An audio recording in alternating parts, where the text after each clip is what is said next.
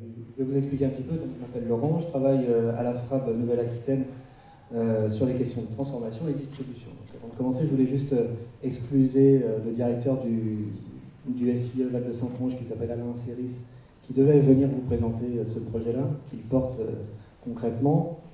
Il est cloué sous la couette avec une mauvaise grippe. Donc voilà, vous devrez vous contenter de ma présentation.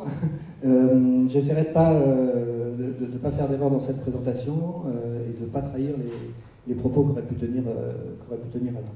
Le SIE Val de Saintonge, c'est une société, une entreprise d'insertion qui se situe à Saint-Jean-d'Angély, juste à côté de Saint-Jean-d'Angély, en Charente-Maritime, et dont l'activité est effectivement de participer à l'insertion des personnes en difficulté ou en recherche d'emploi dans différents secteurs qui peuvent être la maçonnerie, l'entretien des box à chevaux, qui est une activité qui correspond à une part importante de leur activité, et ils ont également une activité de maraîchage qui existe depuis une dizaine d'années maintenant, qui est en 100% bio depuis l'origine de ce projet.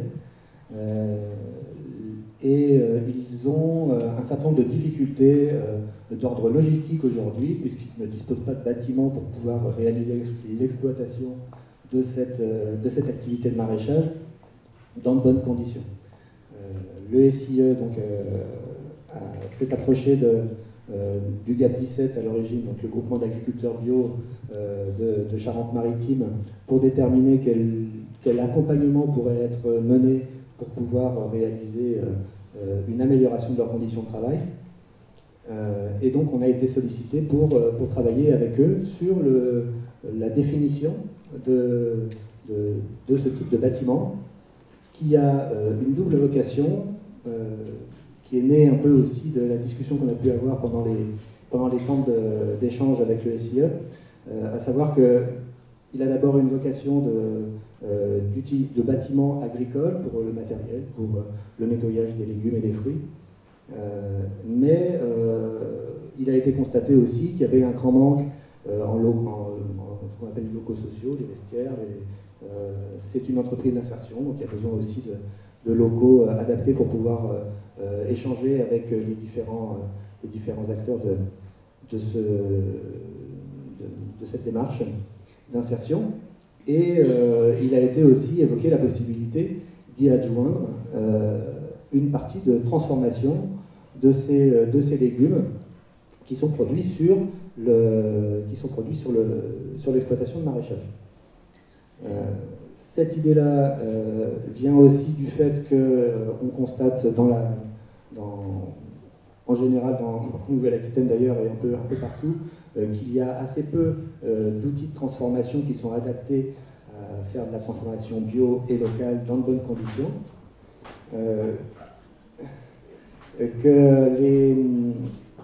Que toutes ces questions sont un peu techniques parfois, qu'il manque de l'information, de l'expertise aussi pour développer ces projets-là.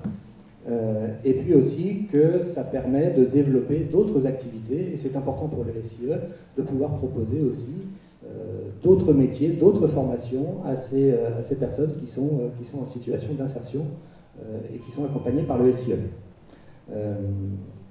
Donc concrètement, notre travail est d'accompagner le SIE à développer un nouveau bâtiment qui soit adapté à leurs besoins. Et pour définir ces besoins, des partenariats ont été noués pour mieux définir à la fois les besoins et les ressources qui sont à mettre en œuvre pour proposer une transformation et des produits finis qui soient convenables. Un partenariat d'abord avec le GAP 17, bien entendu, puisqu'il s'agit du groupement d'agriculteurs bio, donc on a besoin aussi de l'ensemble des acteurs de la bio qui sont locaux. Également aussi avec une structure qui s'appelle Mangeons Bio Ensemble, qui est une plateforme de distribution de produits bio à destination de la restauration collective et qui va participer à aider la définition des besoins de la restauration collective pour que ça puisse être adapté à la restauration collective locale. et aussi à définir les circuits logistiques qui sont à mettre en place pour savoir quels sont les sujets les plus pertinents. Le SIE Val de Saintonge est également adhérent d'un groupement de maraîchers bio qui est local, qui s'appelle Atlantique Bio, donc il participera aussi à définir les besoins de ces agriculteurs-là.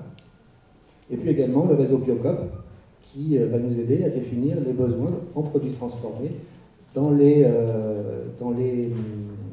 magasins de distribution spécialisés. Donc, tous ces acteurs-là participent aussi à la définition de ce bâtiment-là pour qu'ils puissent véritablement rendre un service le plus efficace possible à une population locale qui a véritablement des besoins.